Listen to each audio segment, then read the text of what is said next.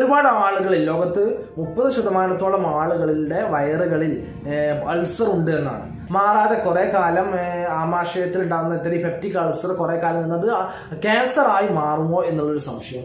ആമാശയത്തിലുള്ള ക്യാൻസറുകൾ ഇങ്ങനെ അൾസർ ആയിട്ടാണ്, അൾസർ രൂപപ്പെട്ടിട്ടാണ് നമ്മൾ പുറത്തേക്ക് കാണപ്പെടാറുള്ളത്. എന്താണ് അൾസർ, അൾസർ എങ്ങനെയാണ് രൂപപ്പെടുന്നത് എന്ന് നമുക്ക് നോക്കാം.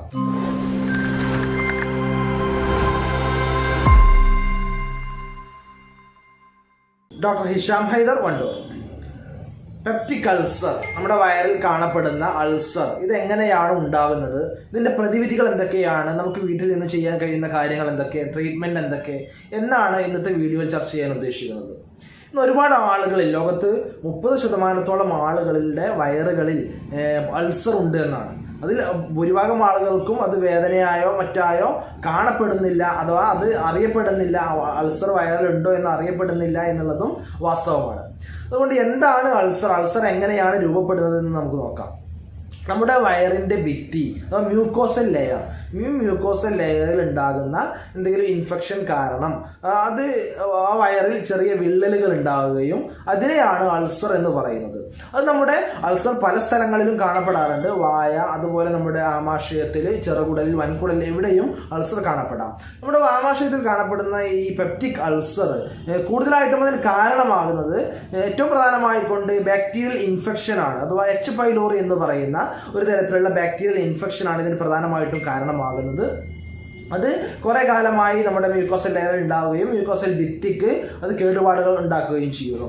അതുപോലെ തന്നെ മറ്റൊരു പ്രധാനമായിട്ടുള്ള കാരണം എന്ന് പറയുന്നത് കൂടുതൽ കാലമായിട്ട് വേദന സംഹാരികൾ, പെയിൻ കില്ലേഴ്സ്, മുട്ടുവേദന, ഊരവേദനകൾക്ക് ഉപയോഗിക്കുന്ന ഇബുപ്രോഫെൻ, ഡൈക്ലോഫിനാക്ക് പോലെയുള്ള മരുന്നുകൾ കാലാകാലമായി കുറെ കാലമായി ഉപയോഗിക്കുന്ന ആളുകൾക്ക് ഇത്തരത്തിൽ വയറിൽ അൾസർ ഉണ്ടാവാൻ സാധ്യതയുണ്ട്.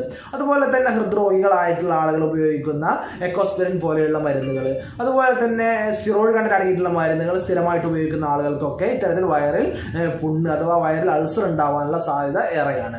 അതുപോലെ തന്നെ മറ്റു പ്രധാനമായിട്ടുള്ള കാരണമാണ് പുകവലി, മദ്യപാനം, മറ്റു ലഹരികളുടെ ഉപയോഗം. ഇതെല്ലാം അൾസറിന് വളരെയധികം പ്രധാനമായിട്ടുള്ള ഒരു കാരണം തന്നെയാണ്. മറ്റൊന്നാണ് നമ്മുടെ ജീവിതശൈലി, ആഹാര രീതിയിൽ ഉണ്ടാകുന്ന മാറ്റം. അതോ അമിതമായിട്ട് മസാല അടങ്ങിയിട്ടുള്ള സ്പൈസി ആയിട്ടുള്ള ആഹാരങ്ങൾ കൂടുതൽ കഴിക്കുക, ഭക്ഷണം അമിതമായി വായു വലിച്ചു കഴിക്കുന്ന ശീലം, ഇതെല്ലാം ഇത്തരത്തിലുള്ള ഗ്യാസ്ട്രിക് അഥവാ പെപ്റ്റിക് അൾസർ ഉണ്ടാവാനുള്ള പ്രധാനമായിട്ടുള്ള കാരണമാണ്. ഇനി എന്താണ് ഈ പെപ്റ്റിക് അൾസറിന്റെ ലക്ഷണങ്ങൾ, അത് എങ്ങനെയാണ് നാം അറിയപ്പെടുന്നത് എന്ന് ചോദിച്ചാൽ, അധികം ആളുകൾക്കും അത് വയറിന് മുകളിലായിട്ടുണ്ടാകുന്ന വേദനയായിട്ടാണ് അനുഭവപ്പെടാറുള്ളത്. ഭക്ഷണത്തിന് ശേഷം അല്ലെങ്കിൽ ഭക്ഷണം കഴിച്ചു കഴിഞ്ഞ് വയറ് കാലിയാകുന്ന സമയത്ത് ഉണ്ടാകുന്ന വയറുവേദനയാണ്. ഇനി വയറുവേദന ഇല്ലാതെ തന്നെ കുറെ ആളുകളിൽ അൾസർ ഉണ്ടാവാറുണ്ട്. ഈ വേദന ഇല്ലാതെ ചില ആളുകൾ കാണപ്പെടാറുള്ളത് വയറിന് എരിച്ചിലും പുകച്ചിലും, അല്ലെങ്കിൽ ഭക്ഷണം കഴിച്ചതിന് ശേഷം ബ്ലോട്ടിങ് അഥവാ വയറ് നന്നായിട്ട് വീർത്ത ഒരു വയറ് വീർത്തു വരുന്ന ഒരു സെൻസേഷൻ ഒക്കെ നമുക്ക് അനുഭവപ്പെടാറുണ്ട്.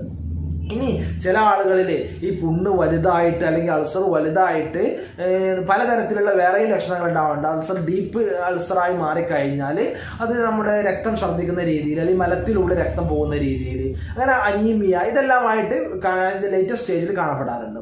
ഇനി എങ്ങനെയാണ് ഈ പെപ്റ്റിക് അൾസർ കണ്ടെത്തുക, എങ്ങനെയാണ് ഇതിനെ നമ്മൾ മനസ്സിലാക്കുക എന്ന് ചോദിച്ചാൽ, അന്ന് ആദ്യമായിട്ട് നമുക്ക് എച്ച് പൈലോറിയുടെ സാന്നിധ്യം ഉണ്ടോ എന്ന് മനസ്സിലാക്കുന്നതിന് വേണ്ടി എച്ച് പൈലോറിന്റെ ബ്ലഡ് ടെസ്റ്റ് നമ്മൾ ചെയ്യും.